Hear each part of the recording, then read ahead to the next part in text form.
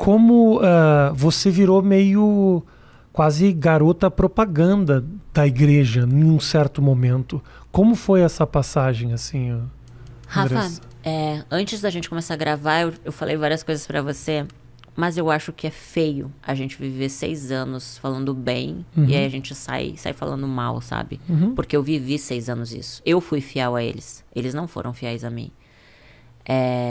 Eu me senti usada, sim. Descartada, sim. Tive que trabalhar o perdão, sim. Trabalho isso.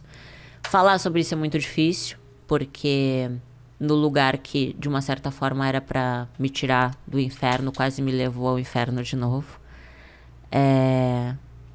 Eu acho que... Eu confio na justiça, né? Eu digo... Deus vê tudo. Então... Ele me dando saúde, eu consigo trabalhar. Mas foi bem difícil, assim, sabe? O ano passado houve um rompimento. Passei por muitas humilhações, muitas decepções. Sofri retaliação porque eu não quis ir pra política. Então eu acabei me sentindo objeto. Eu disse que eu me senti mais usada na igreja do que na prostituição. Porque na prostituição eu ganhava grana, né? Na igreja eles me tiraram todo o meu patrimônio. Então imagina, tu passa por N situações que tu te culpa a vida inteira pra construir um patrimônio. E hoje eu não tenho grana nem pra pagar a faculdade do meu filho. Porque eu dei tudo pra igreja. Entendeu? Então, assim, hoje eu vejo que Deus não queria o meu dinheiro, sabe? Ele queria o meu coração. Só que quando você tá envolvido, você tá de frente com a morte... Na verdade, eu nunca tive muita orientação, sabe, Rafa? Eu nunca tive pessoas do meu lado que me dessem algum direcionamento. A pessoa mais fiel que esteve comigo foi o Cacau, meu assessor, que eu tive que abrir mão da amizade dele quando eu entrei pra igreja. Entendeu? Que foi a pessoa que me estendeu a mão agora, o ano passado, quando eu tava no fundo do poço, sem grana pra nada, assim, pedindo um milagre de Deus. Nenhum irmãozinho da igreja bateu na minha porta perguntando se eu precisava de um gás pra dar pro meu filho. E aí a pessoa vem dizer assim, você é uma ingrata. As pessoas não sabem o que eu vivi, Rafa. As pessoas não sabem o que eu vi, o que eu ouvi, o que eu passei. Mas Deus sabe. Então eu nunca liguei porque as pessoas falavam. Dane-se, as pessoas não acreditam, entendeu? Não tô nem aí. Eu sei que Deus me deu vida e eu vou viver até quando Ele quiser. Se Ele quiser que eu morra hoje, eu vou morrer hoje. Posso sair daqui e morrer, entendeu? Hoje a minha consciência tá limpa. Eu sei que eu tenho Jesus, que Ele perdoa os meus pecados. Eu tô viva por causa dEle. Então, o Jesus que eu acredito é muito mais que uma religião. Eu não tô presa a um CNPJ, eu não tô presa a um tijolo, eu não tô presa aos homens, eu não tenho medo de ninguém. Então... É difícil pra caramba você descobrir isso sozinha, né?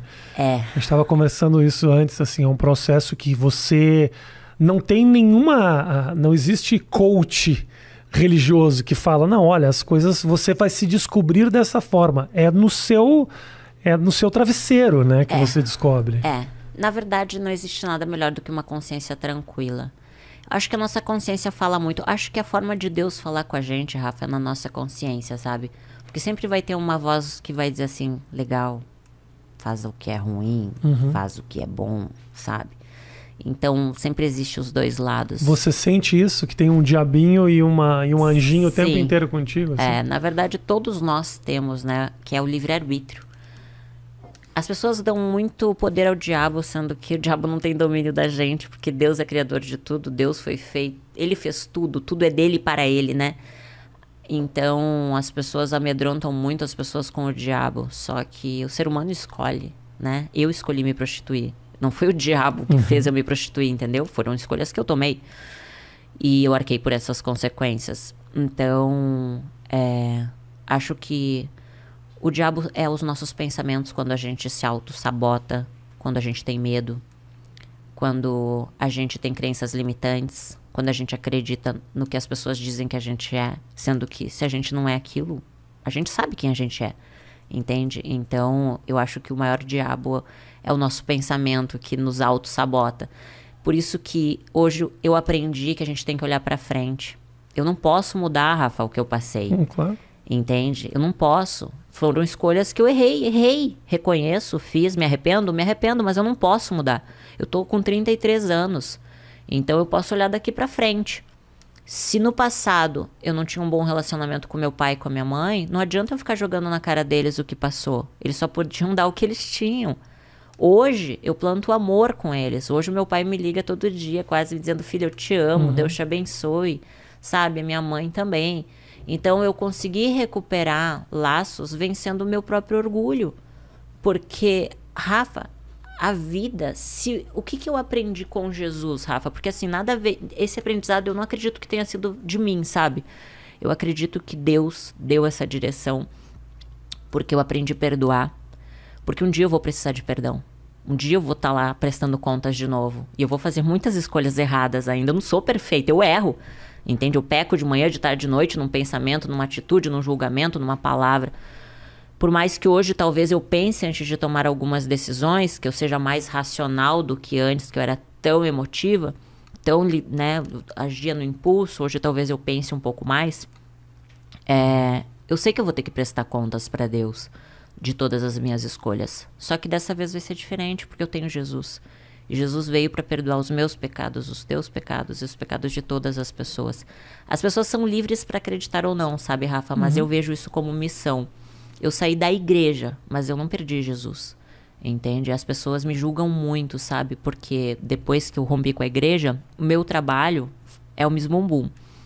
Então, o Cacau, que eu tive que abrir mão dele, da amizade dele, por causa da igreja, foi a pessoa que me estendeu a mão. Disse: olha, Dessa, o Miss Bumbum, eu tô morando fora do Brasil, ele não tá mais acontecendo, mas para te ajudar, vamos lá, vamos voltar com tudo. Ele disse: vamos, preciso de uma luz no fim do túnel, entendeu? E graças a Deus por isso, porque o Miss Bumbum tá completando 10 anos. Então é um presente para mim também. Imagina, eu participei há 9 anos atrás. Eu não sou mais aquela menininha de 9 anos atrás. Hoje eu não faria as mesmas escolhas que eu fiz no passado. Eu acho que nem você é a mesma pessoa de 9 anos atrás, né? E às vezes a gente comete erros e a gente não vê a proporção que isso pode tomar, o mal que pode trazer para nossa vida. Se a gente pudesse mudar, a gente mudava, mas a gente não pode. Agora, Andressa, quando você volta, o Miss Bumbum marcou um momento teu de guinada que te levou para um lugar muito escuro, né? Escolhas, Rafa. Assim, eu poderia ter escolhido o lado bom, entende? Porque assim, ó, Gisele Bündchen é sucesso e desfilava de lingerie. Ela fez as escolhas certas, entende? Não é uma lingerie ou um biquíni que vai definir a escuridão.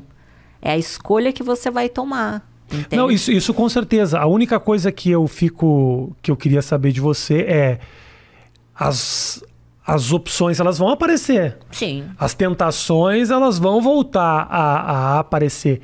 No que essa volta para o Miss Bumbum e para esse universo de exposição, porque novamente eu vejo a Andressa com a matéria no jornal, apareceu de uma forma ou outra, talvez propositalmente ou não dessa vez, mas assim, as matérias elas voltam um pouco com aquele mesmo tom, né?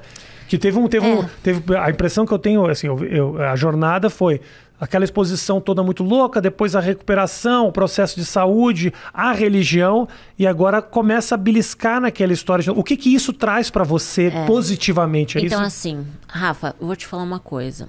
Se eu tivesse grana como eu conquistei, se eu tivesse como, por exemplo, eu dei para a igreja 2 milhões, tá? Em patrimônios e... Se eu tivesse essa grana aplicada, talvez hoje eu não estaria fazendo as escolhas que eu estou fazendo. Mas eu preciso trabalhar. Entende? Hoje eu sou contratada do Miss Bumbum como garota propaganda, é o meu trabalho. No início foi bem difícil, porque eu via pecado em botar um biquíni, usar um decote assim eu jamais usaria. Então assim, foi muito difícil pra mim. Sabe, eu vivi 6 anos vivendo um fanatismo, sabe, que tudo era pecado, sabe. E aí você se deparar com uma situação assim, e agora? Eu preciso trabalhar, eu tenho filho para sustentar, eu tenho contas para pagar, sabe? Então, é o meu trabalho. Eu tive que separar, dizer, não, esse é o meu trabalho, vou ter que vencer a mim mesma, os meus preconceitos, e comecei a tentar ver de outra maneira. Porque daí eu consegui entender uma coisa, Rafa, que eu conheço pessoas religiosas que arrotam santidade e que traem os maridos. Entende? Eu conheço mulheres que são vestidas todas tapadas, mas humilham as pessoas.